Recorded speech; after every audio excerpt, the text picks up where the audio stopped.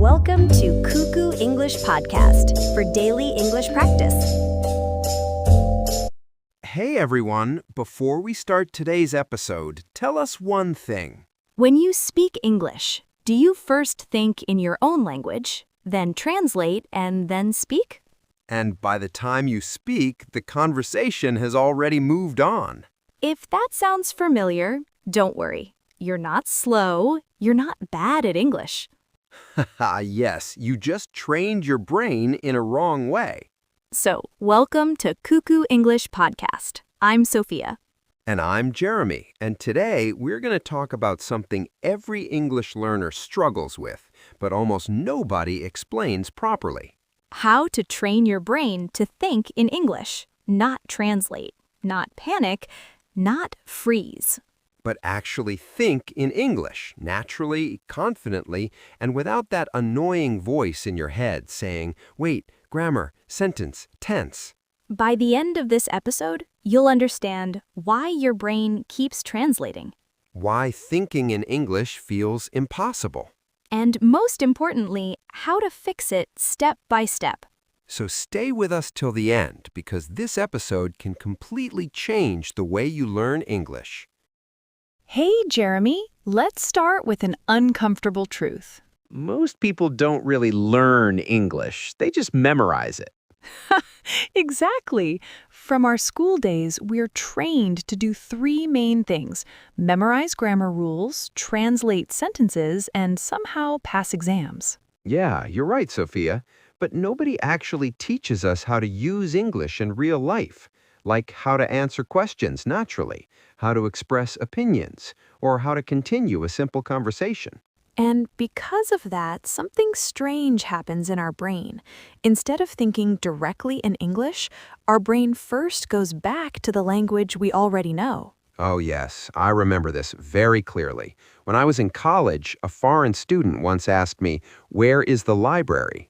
Simple question, right? Yeah, very simple. But my brain didn't treat it like a simple question. First, I understood it in my language, then I formed the answer in my language, then I translated it into English, then I worried about grammar. And by the time you were ready to speak, The student had already walked away. that happens to so many learners. Someone asks, "What did you do yesterday?" And suddenly your brain starts running a marathon. Step 1, think in your language. Step 2, translate. Step 3, check tense. Step 4, panic a little. Step 5, speak slowly. And sometimes the conversation is already over by then. Now here's something interesting. Children don't do this at all. Yes, I noticed this with my cousin. She started watching cartoons in English. She didn't know grammar, she didn't know rules, but she started speaking small sentences confidently. Because children don't translate. They connect meaning directly with words. Adults, however, overthink everything. We want perfect sentences, perfect grammar, perfect pronunciation. While children just want to communicate. They don't care if the sentence is wrong. They care if the message is understood. I had the same experience when I first tried speaking English at work. I stayed quiet in meetings because I was afraid of making mistakes. Same here. I avoided speaking to English-speaking customers because I thought they would judge me. But once I started focusing on meaning instead of mistakes, things changed. Yes, that's the key. English is not a math problem. It's a communication tool. And the moment you stop chasing perfection and start focusing on connection, English becomes easier. So remember, thinking too much is the real problem, not your English. Speak first, improve later. That's how real learning happens. Hey, Jeremy, let me ask you something. Why do you think so many people study English for years but still hesitate to speak? Because they aren't afraid of English, they're afraid of making mistakes. Yes, and that fear slowly turns into overthinking. Yes, exactly. The moment someone asks a simple question, the brain doesn't focus on the meaning, it focuses on perfection. It starts checking everything: grammar, tense, pronunciation, sentence structure. And by the time the learner feels ready, the conversation has already moved on. I see this everywhere. Learners tell me, I understand English, I can read English, I can write English. But when it comes to speaking, they say, I'm not confident. Yes, and that lack of confidence usually comes from one thought. What if I say something wrong? I used to live with that thought. Same here.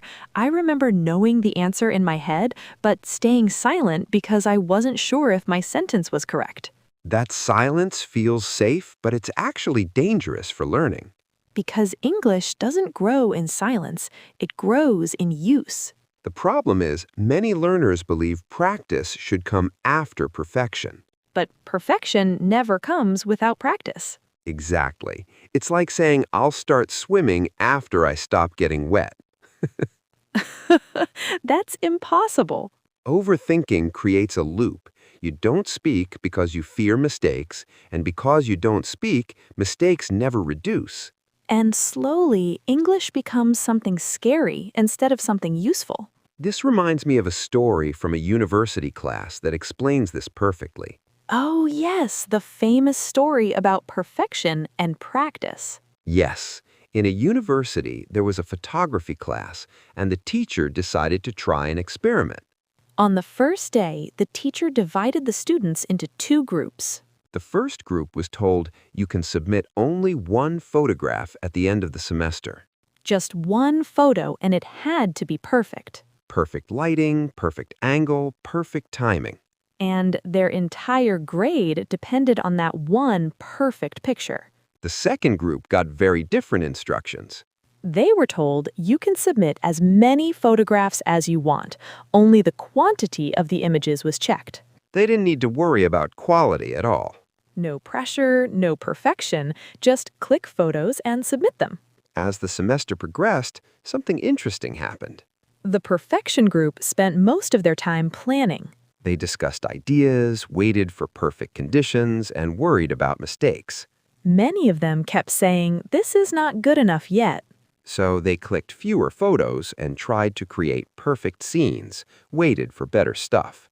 Meanwhile, the second group was always active. They clicked photos every day, bad photos, blurry photos, overexposed photos.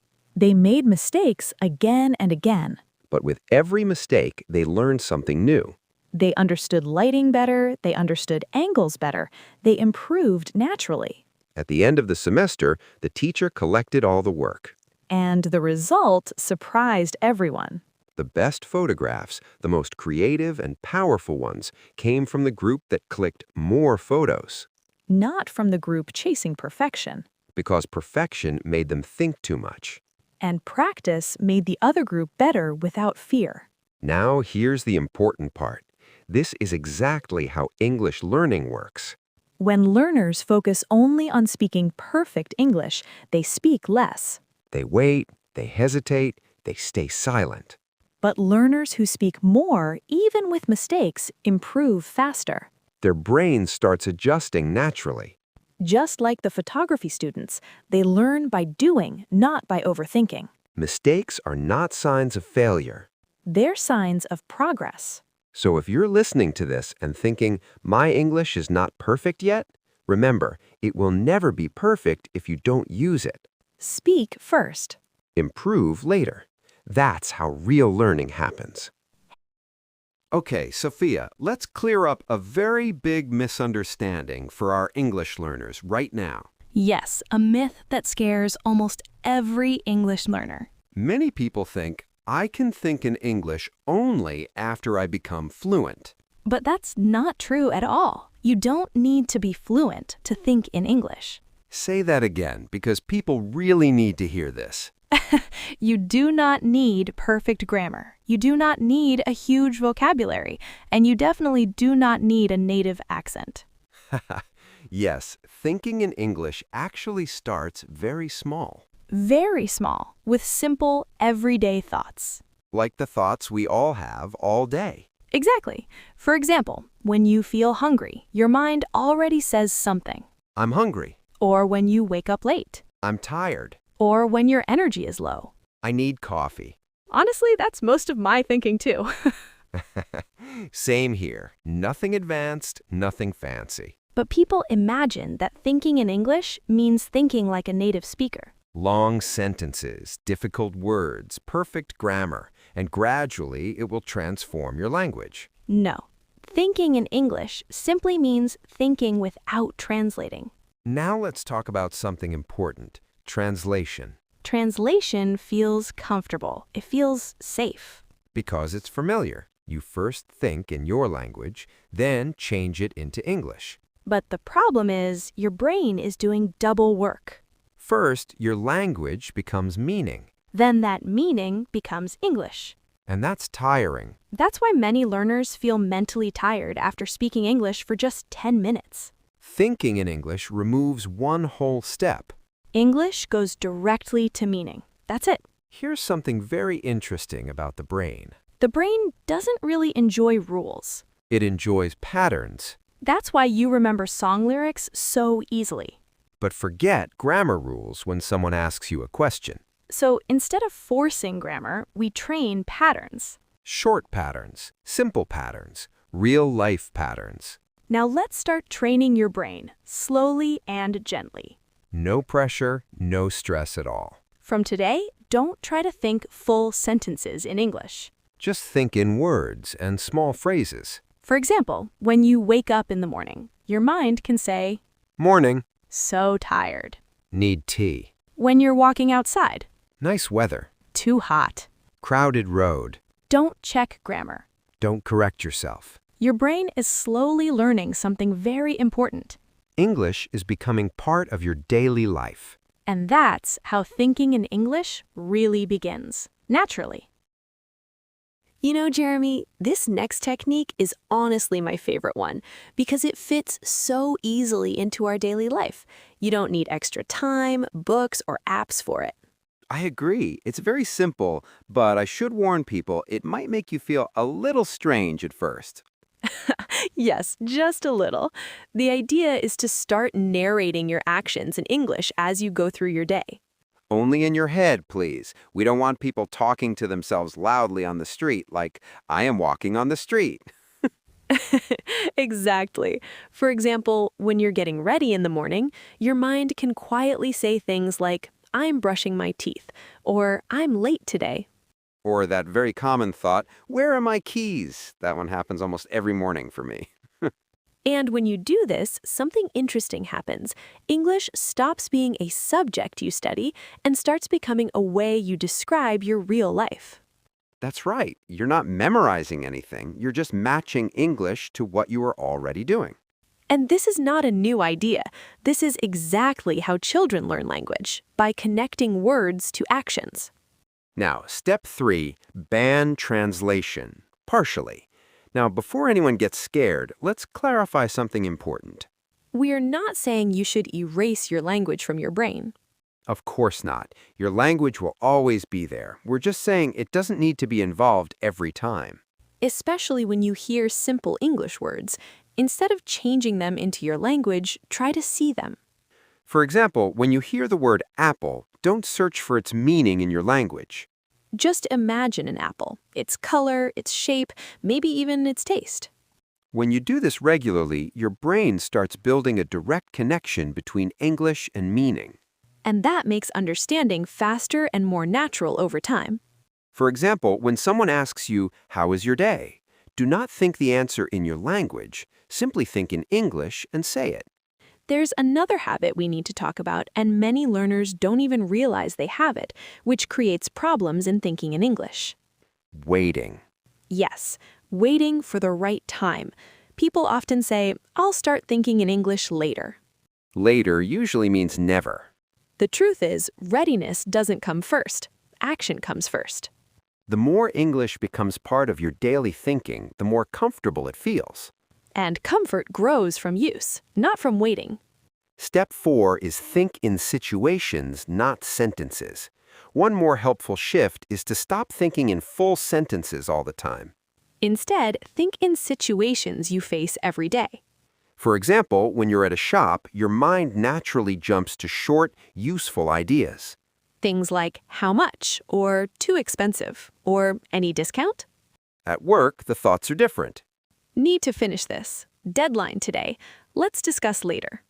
This is how real English works in daily life. It's practical, quick, and connected to the situation. And when you start thinking this way, English feels less like a performance.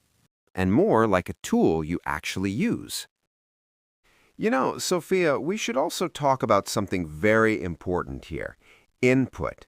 Because no one can think in a language they never hear. Absolutely.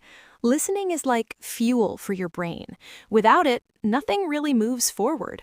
But we should be clear about one thing. Just listening in the background while doing other things doesn't help much. Yes, that kind of listening is very passive. Your ears hear English, but your brain is not really involved. What really helps is active listening. That's when you pay attention, even for a short time. For example, you can pause the podcast and repeat a phrase quietly in your mind. Or sometimes stop and guess what the speaker might say next. When you do this, your brain starts noticing patterns, how ideas are formed, how thoughts flow. And slowly, without force, those patterns begin to appear in your own thinking. Now, we should also talk honestly about how thinking in English feels at the beginning. Yes, because many learners expect it to feel smooth immediately. But at first, it often feels a little strange, even uncomfortable. That's because your brain is doing something new. It's stepping out of its usual habit.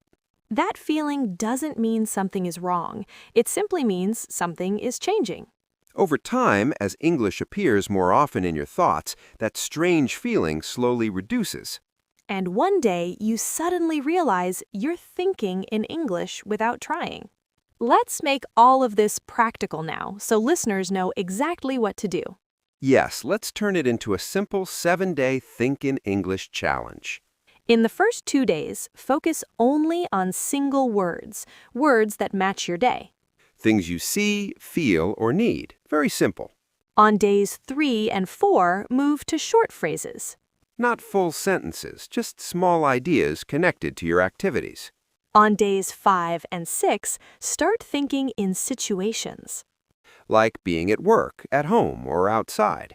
And on day 7, try something interesting, inner conversations. Talk to yourself in your head. Plan your day. Think about the future. Even argue a little. This is where English starts to feel personal. So, learners, thinking in English is not some special talent. Yes, it's simply a form of training for your brain. When you take small steps and repeat them daily, the brain adjusts naturally. And once that adjustment happens, English stops feeling like effort. It starts feeling normal. And with that, we've come to the end of today's episode. We hope you enjoyed it and picked up something useful for your own English journey. If you liked this episode, don't forget to like, share, and subscribe to the channel. And keep thinking in English.